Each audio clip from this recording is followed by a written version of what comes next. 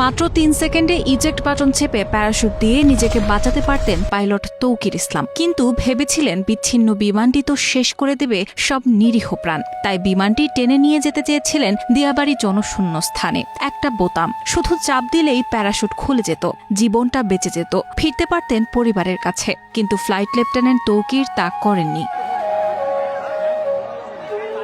২১ জুলাই ২০২৫ দুপুর ১:০৬। স্বাভাবিক দিনের মতোই চলছিল ঢাকা শহরের কর্মচাঞ্চল্য। উত্তরার মাইলস্টোন স্কুল অ্যান্ড কলেজে চলছিল নিয়মিত ক্লাস। শিক্ষার্থীরা ছিল ক্লাসরুমে, মাঠে, ক্যান্টিনে কিংবা গ্রন্থাগারে। হঠাৎ করেই আকাশে গর্জে ওঠে যুদ্ধ বিমান সদৃশ আওয়াজ। মুহূর্তের মধ্যেই আছড়ে পড়ে একটি জ্বলন্ত জেট বিমান। বিস্ফোরণের শব্দে কেঁপে ওঠে পুরো মাইলস্টোন এলাকা। আগুনে মুহূর্তেই পুড়ে ছাই হয়ে যায় স্কুলের একটি ভবন। হতাহত হন শিক্ষক, শিক্ষার্থী সহ বহু মানুষ। দুর্ঘটনাটি ঘটে বাংলাদেশ বিমান বাহিনীর একটি F-7 BGI ট্রেনিং জেট থেকে। বিমানটি উড়েছিল তেজগাঁওয়ের AK খন্দকার বিমান ঘাঁটি থেকে। এটি ছিল একটি নিয়মিত প্রশিক্ষণ ফ্লাইট, কিন্তু আকাশে ওড়ার কিছুক্ষণের মধ্যেই দেখা যায় যান্ত্রিক ত্রুটি। বিমানটি ধীরে ধীরে নিয়ন্ত্রণ হারাতে থাকে। সে সময় ককপিটে ছিলেন ফ্লাইট লেফটেন্যান্ট মোহাম্মদ তৌকির ইসলাম, মাত্র ২৮ বছর বয়সী এক প্রতিশ্রুতিশীল পাইলট। তিনি বুঝতে পেরেছিলেন, যদি এই বিমানটি জনাকীর্ণ কোনো এলাকায় পড়ে তাহলে শতাধিক মানুষ প্রাণ হারাতে পারে। এমন অবস্থায় একটি গুরুত্বপূর্ণ সিদ্ধান্ত নিতে হয় তৌকির ইসলামকে। নিজের প্রাণ বাঁচাবেন নাকি শহরের অসংখ্য মানুষের প্রাণ রক্ষার চেষ্টা করবেন? পাইলট হিসেবে তিনি দায়িত্বর জায়গায় দাঁড়িয়ে দ্বিতীয়টি বেছে নেন। দুর্ভাগ্যবশত সময় শেষ হয়ে যায় তার হাতে। বিমানটি অপ্রতিরোধ্য গতিতে গিয়ে পড়ে উত্তরার মাইলস্টোন স্কুল অ্যান্ড কলেজের মূল ক্যাম্পাসে। মুহূর্তেই বিকট বিস্ফোরণ হয় এবং স্কুলের একটি ভবনে ছড়িয়ে পড়ে আগুন।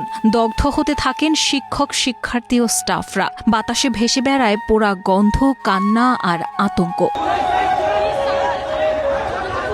দুর্ঘটনার সময় স্কুল চলছিল পুরোদমে। ক্যান্টিন, ক্লাসরুম ও গ্রাউন্ডে ছিল শত শত শিক্ষার্থী। প্রাথমিক রিপোর্টে বলা হয় কমপক্ষে ২৭ জন নিহত হয়েছেন, যার মধ্যে তৌকির ইসলামও আছেন। পরে সংখ্যাটি আরও বাড়তে থাকে। আহত হয়েছেন আরও ১৭০ জনের বেশি। অনেকে এখনও দগ্ধ হয়ে ঢাকার শেখ হাসিনা বার্ন ইনস্টিটিউটে মৃত্যুর সঙ্গে লড়ছেন। চিকিৎসকরা জানিয়েছেন অন্তত ২০ জনের অবস্থা আশঙ্কাজনক। মৃতদেহগুলোর অনেকগুলো এতটাই পুড়ে গেছে যে শনাক্ত করতে DNA টেস্টের প্রয়োজন পড়ছে।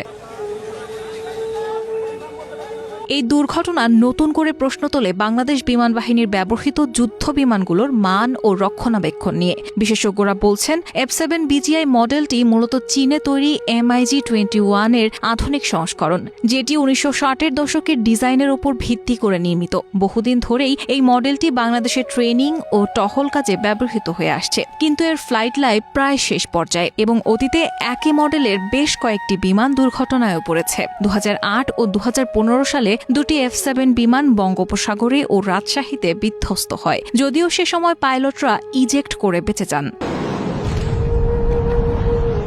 তবে এবারের ঘটনাটি ব্যতিক্রম। পাইলট জানতেন ইজেক্ট করলেই তিনি বাঁচবেন, কিন্তু বিমানটি তখন জনগণের ওপর পড়বে। তাই দেশের সুরক্ষায় নিজের জীবন উৎসর্গ করেছেন তৌকির ইসলাম। অন্যদিকে নিহত শিক্ষার্থী ও শিক্ষকদের পরিবারগুলো শোকে মুহ্যমান। অনেক পরিবারে একমাত্র সন্তানকে হারানোর বেদনায় পাথর হয়ে গেছেন বাবা মা। আহতদের অনেকেই এখনো মৃত্যুর সঙ্গে লড়ছেন। স্কুলটি সাময়িকভাবে বন্ধ রাখা হয়েছে এবং সেখানে পুনর্গঠন ও মানসিক স্বাস্থ্য সহায়তা কার্যক্রম শুরু করার উদ্যোগ নেওয়া হয়েছে। রায়হানা মুন, প্রবাস খবর।